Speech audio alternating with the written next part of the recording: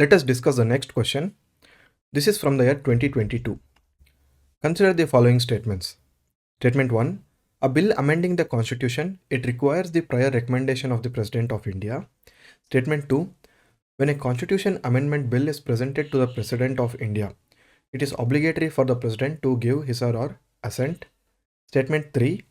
A constitutional amendment bill must be passed by both the Lok Sabha and the Rajya Sabha by a special majority, and there is no provision for the joint sitting. Which of the following statements are correct? So the scope of this question is regarding the legislative procedure for the amendment of the constitution. The bill amending the constitution, it does not require the prior recommendation of the president. The statement 1 is saying that it requires the prior recommendation of the president.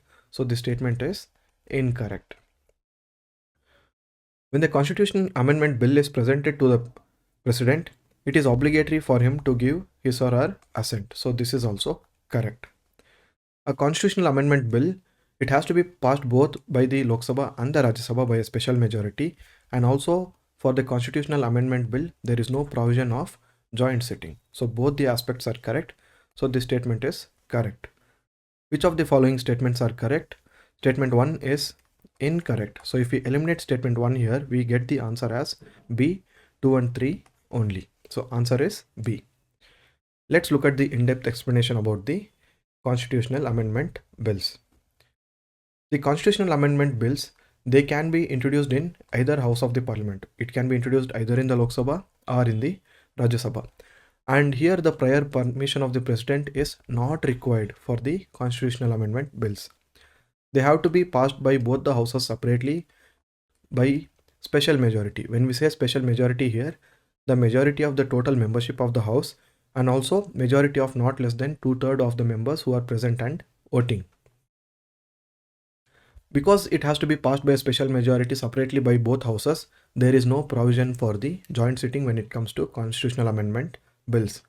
And if there are any amendments which are relating to the federal provisions which will impact the states, such bills, such constitutional amendment bills, they have to be passed by a special majority in the parliament, and also it has to be ratified by at least half of the states by a simple majority.